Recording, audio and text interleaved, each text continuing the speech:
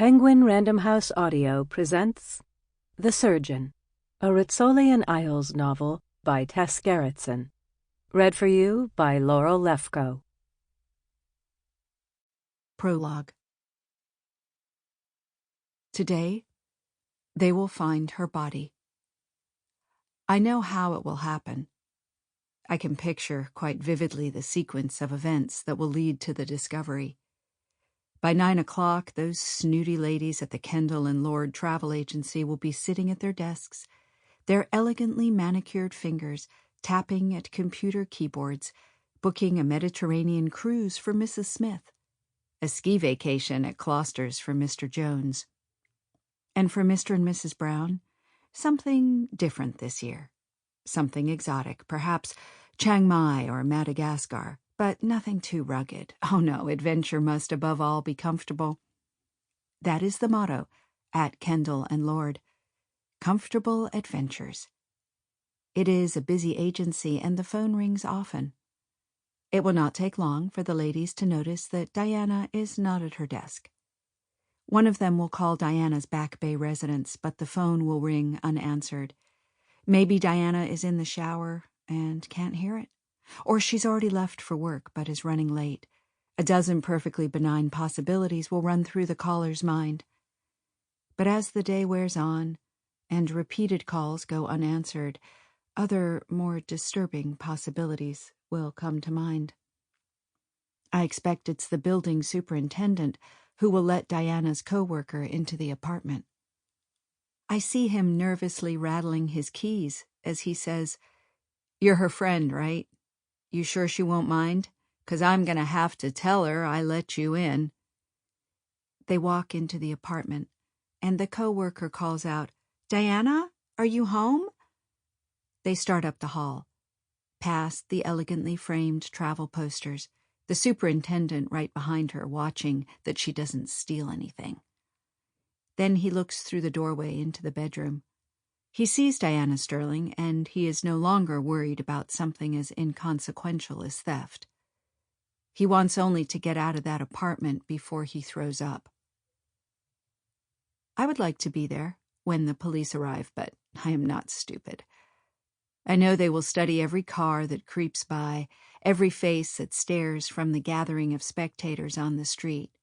They know my urge to return is strong. Even now, as I sit in Starbucks watching the day brighten outside the window, I feel that room calling me back. But I am like Ulysses, safely lashed to my ship's mast, yearning for the siren's song. I will not dash myself against the rocks. I will not make that mistake. Instead, I sit and drink my coffee while outside the city of Boston comes awake. I stir 3 teaspoons of sugar into my cup. I like my coffee sweet. I like everything to be just so, to be perfect. A siren screams in the distance, calling to me. I feel like Ulysses straining against the ropes, but they hold fast. Today they will find her body. Today they will know we are back. Chapter 1. 1 year later.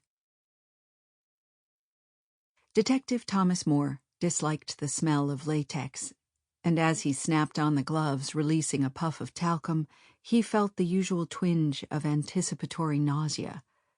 The odor was linked to the most unpleasant aspects of his job, and like one of Pavlov's dogs trained to salivate on cue, he'd come to associate that rubbery scent with the inevitable accompaniment of blood and body fluids, an olfactory warning to brace himself. And so he did, as he stood outside the autopsy room. He had walked in straight from the heat, and already sweat was chilling on his skin. It was July 12th, a humid and hazy Friday afternoon. Across the city of Boston, air conditioners rattled and dripped, and tempers were flaring. On the Tobin Bridge, cars would already be backed up, fleeing north to the cool forests of Maine. But Moore would not be among them. He had been called back from his vacation to view a horror he had no wish to confront. He was already garbed in a surgical gown which he'd pulled from the morgue linen cart. Now he put on a paper cap to catch stray hairs and pulled paper booties over his shoes because he had seen what sometimes spilled from the table onto the floor. The blood, the clumps of tissue. He was by no means a tidy man, but he had no wish to bring any trace of the autopsy room home on his shoes. He paused for a few seconds outside the door and took a deep breath. Then, resigning himself to the ordeal, he pushed into the room. The draped corpse lay on the table, a woman by the shape of it. Moore avoided looking too long at the victim and focused instead on the living people in the room.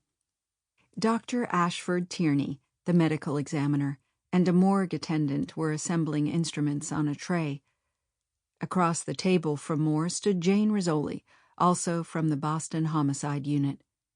33 years old, Rizzoli was a small and square-jawed woman. Her untamable curls were hidden beneath the paper OR cap, and without her black hair to soften her features, her face seemed to be all hard angles, her dark eyes probing and intense. She had transferred to homicide from vice and narcotics 6 months ago. She was the only woman in the homicide unit, and already there had been problems between her and another detective, charges of sexual harassment, countercharges of unrelenting bitchiness.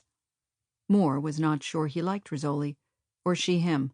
So far they had kept their interactions strictly business, and he thought she preferred it that way. Standing beside Rizzoli was her partner, Barry Frost, a relentlessly cheerful cop whose bland and beardless face made him seem much younger than his 30 years. Frost had worked with Rizzoli for 2 months now without complaint, the only man in the unit placid enough to endure her foul moods.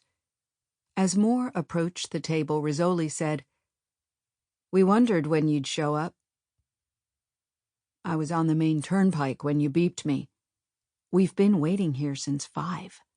"And I'm just starting the internal exam," Dr. Tierney said, "so I'd say Detective Moore got here right on time." One man coming to the defense of another. He slammed the cabinet door shut, setting off a reverberating clang. It was one of the rare occasions he allowed his irritation to show. Dr. Tierney was a native Georgian, a courtly gentleman who believed ladies should behave like ladies. He did not enjoy working with the prickly Jane Rizzoli. The morgue attendant wheeled a tray of instruments to the table, and his gaze briefly met Moore's with a look of, "Can you believe this bitch?" "Sorry about your fishing trip," Tierney said to Moore. "It looks like your vacation's canceled." "You're sure it's our boy again?" In answer, Tierney reached for the drape and pulled it back, revealing the corpse. "Her name is Elena Ortiz." Though Moore had been braced for this sight, his first glimpse of the victim had the impact of a physical blow. The woman's black hair, matted stiff with blood, stuck out like porcupine quills from a face the color of blue-veined marble. Her lips were parted as though frozen in mid-utterance.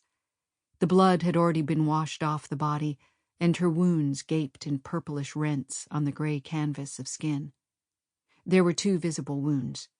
One was a deep slash across the throat, extending from beneath the left ear, transecting the left carotid artery, and laying open the laryngeal cartilage. The coup de grace. The second slash was low on the abdomen. This wound had not been meant to kill, it had served an entirely different purpose. Moore swallowed hard.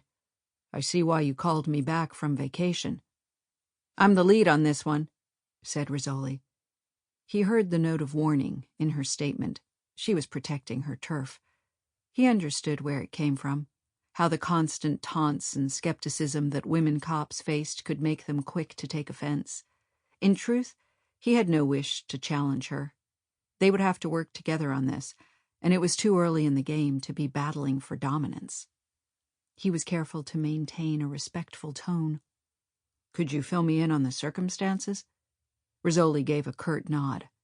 "The victim was found at 9 this morning in her apartment on Worcester Street in the South End. She usually gets to work around 6 a.m. at Celebration Florists, a few blocks from her residence. It's a family business, owned by her parents. When she didn't show up, they got worried. Sample complete. Ready to continue?